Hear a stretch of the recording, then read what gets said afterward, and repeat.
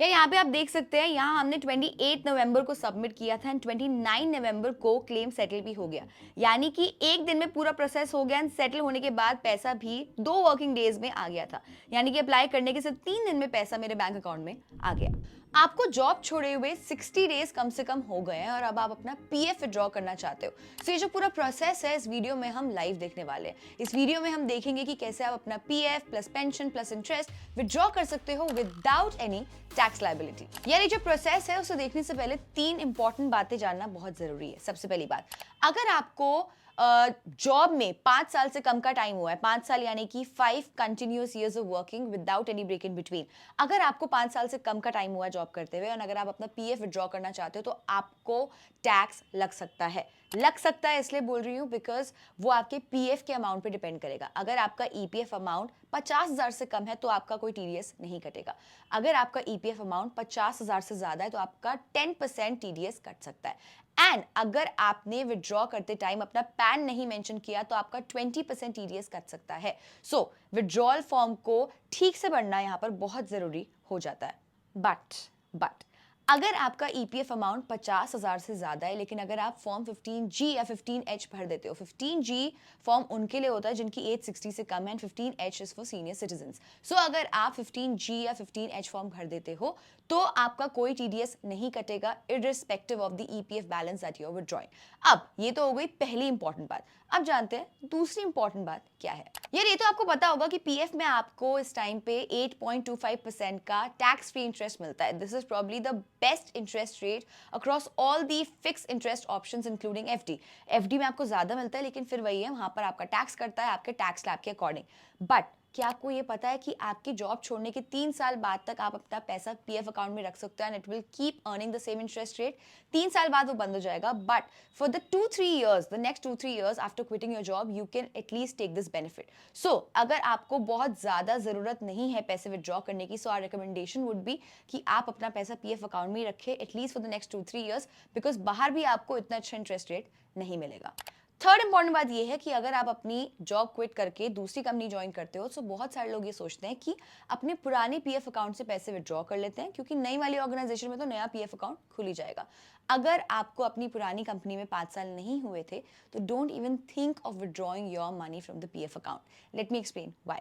अगर आप 5 साल से पहले अपना पीएफ का जो अमाउंट है वो विड्रॉ करते हो तो आपको टैक्स देना पड़ेगा, जैसे कि हमने फर्स्ट पॉइंट में बताया था। So instead of doing that, why don't you transfer your old PF account to your new organisation. आजकल ये सब ऑटोमेटिकली हो जाता है। आपको अपनी नई ऑर्गेनाइजेशन में बस यूएएन यानी कि यूनिवर्सल अकाउंट नंबर देना है। ऐसा करने से आप टैक्स लायबिलिटी से बच सकते हो। अब ये थे हमारे 3 इंपॉर्टेंट पॉइंट। अब देखते हैं ऑनलाइन पीएफ विड्रॉ करने का लाइव प्रोसेस। सबसे पहले तो आपको ईपीएफओ के मेंबर पोर्टल पे जाना है। इसका लिंक मैंने डिस्क्रिप्शन में डाल दिया है to avoid any kind of confusion. EPFO portal कुछ ऐसा दिखेगा। यहाँ पर आपको राइट साइड में अपना UAN number, password and captcha डालना है और साइन इन पे क्लिक करना है। यूएएन नंबर अगर आपको नहीं पता है तो अपनी ऑफिस की फाइनेंस या एचआर टीम से वो पता कर सकते हो। साइन इन पे क्लिक करते ही आपको आपके नंबर पे ओटीपी आएगा, उसके साथ साथ आपको फिर से कैप्चा डालना है एंड सबमिट पे क्लिक करना है। यार पीएफ विड्रॉ करने से पहले ना 2 चीजें आपको अच्छे से चेक करनी है। पहला, आपकी केवाईसी प्रॉपर्ली अपडेटेड होनी चाहिए, उसमें अगर कोई एरर हुआ तो क्लेम प्रोसेस नहीं होगा। सेकंड, आपका जो डेट ऑफ एग्जिट है एकदम सही मेंशन होना चाहिए।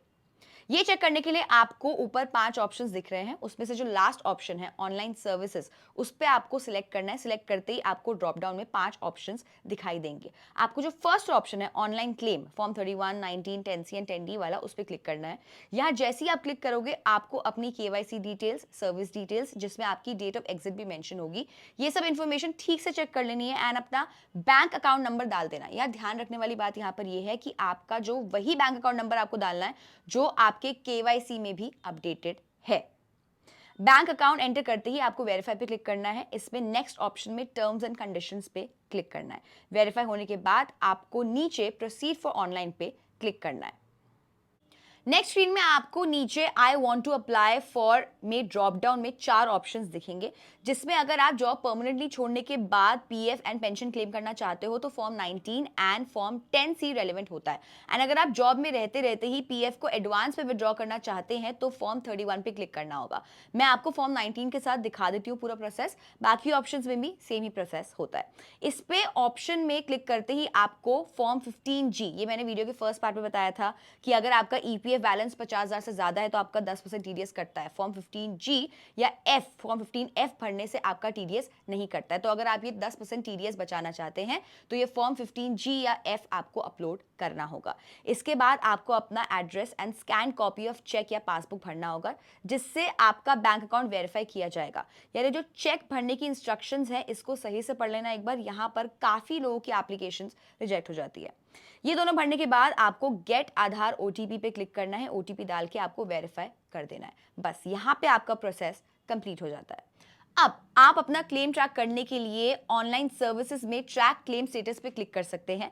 यहाँ आपको सब डिटेल्स दिख जाएंगी। ध्यान रहे हमने पीएफ विड्रॉल के लिए फॉर्म 16 भरा है, अब पेंशन के लिए फॉर्म 10 भी अलग से भर के आपको वेरीफाई करना होगा। उसके लिए भी आपको सेम प्रोसेस फिर से रिपीट करना होगा। वहीं ऑनलाइन सर्विसेज टैब पे क्लिक करते ही फर्स्ट ऑप्शन में ऑनलाइन क्लेम पे क्लिक करना होगा, अपना अकाउंट नंबर भर के वेरीफाई करना होगा। नेक्स्ट स्क्रीन में I want to apply form में फॉर्म 10C सिलेक्ट करना होगा, नीचे वही सेम प्रोसेस रिपीट करना होगा, एड्रेस भर के वही सेम चेक अपलोड करना है एंड फिर आधार ओटीपी से वेरीफाई करना है। या यहाँ पे आप देख सकते हैं, यहाँ हमने 28 नवंबर को सबमिट किया था एंड 29 नवंबर को क्लेम सेटल भी हो गया। यानी कि एक दिन में पूरा प्रोसेस हो गया एंड सेटल होने के बाद पैसा भी 2 वर्किंग डेज में आ गया था। यानी कि अप्लाई करने के सिर्फ 3 दिन में पैसा मेरे बैंक अकाउंट में आ गया। ये जैसे कि आपने देखा, अगर आप पूरा प्रोसेस सही से करेंगे तो with in 3 to 4 working days आपका जो पैसा आपके बैंक अकाउंट में आ जाएगा। इस वीडियो को देखकर स्टेप बाय स्टेप आप इसे फॉलो करिएगा, आपसे गलती नहीं होगी। Share this video with somebody who has just quit their job or is struggling to withdraw money from the PF account. Till then, be किफायती।